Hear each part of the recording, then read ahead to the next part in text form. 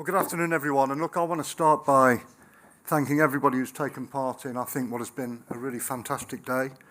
I want to say right at the outset that I stand with all of you and the people of Israel. I want to pay my respects to the victims of terrorism.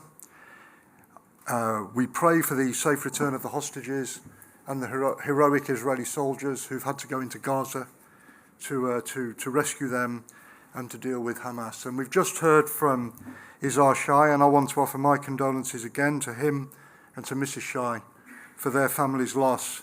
And we honour your son and all of those killed by the terrorists, every single one of them a hero, and may all of their memories be a blessing. And I think this conference and everything you are doing is a great legacy to him and to all of the other heroes. I think it's an amazing thing that you are doing. I really do, and I think we should applaud them both.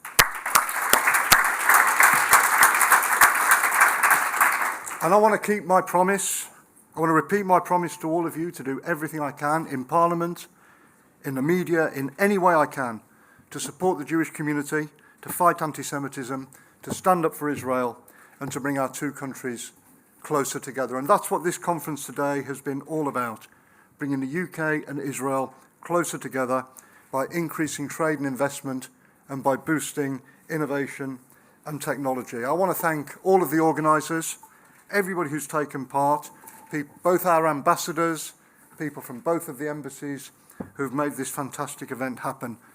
Where's Benny Moran? Let's thank Benny Moran. Let's thank everybody who's been involved in the organisation.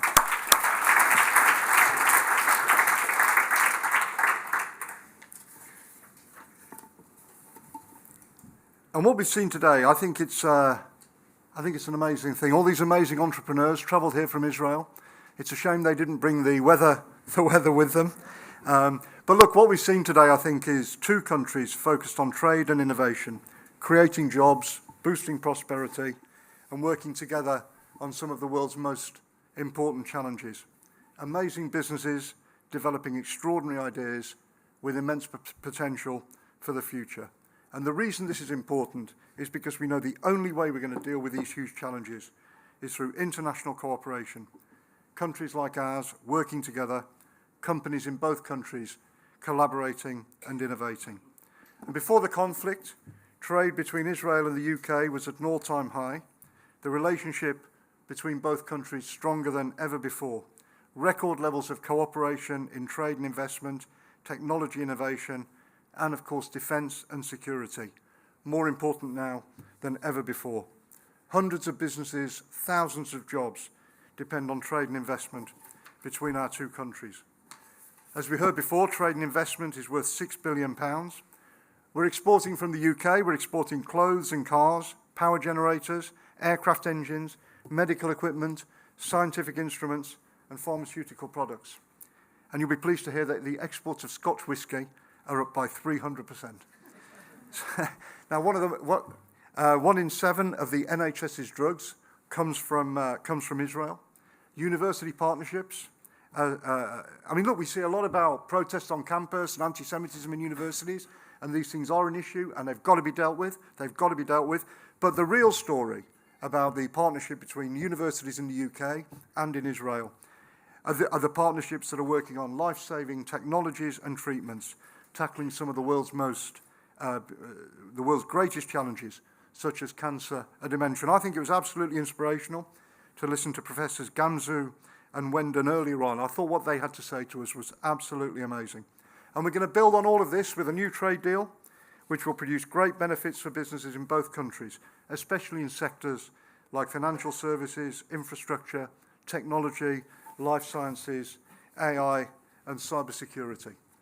As we've also heard today, Israel is number 3 in the world for startups.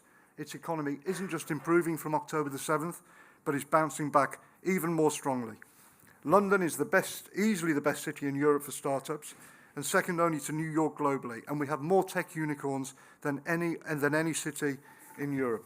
So what greater partnership could there be between the UK and the startup nation, the Middle East tech superpower? And the reason I think all of this works is because of the long-standing partnership between our two great countries. Like-minded partners, free societies, open democracies, liberal countries which value the contribution of every citizen, regardless of background or gender. So I think we should celebrate today the success of the relationship between the UK and Israel. And let's do all we can to bring our two great countries closer together. Because boosting prosperity, creating jobs, these are the very best answers there could be to the anti-Israel obsessives who want to isolate and undermine Israel, single out the world's only Jewish state, and holding the Middle East's only democracy to standards they never apply to any other country. So let's pledge today to continue nurturing and strengthening this partnership to benefit both our countries. Thank you for everything you're doing today and in the future for Britain and Israel. Thank you very much.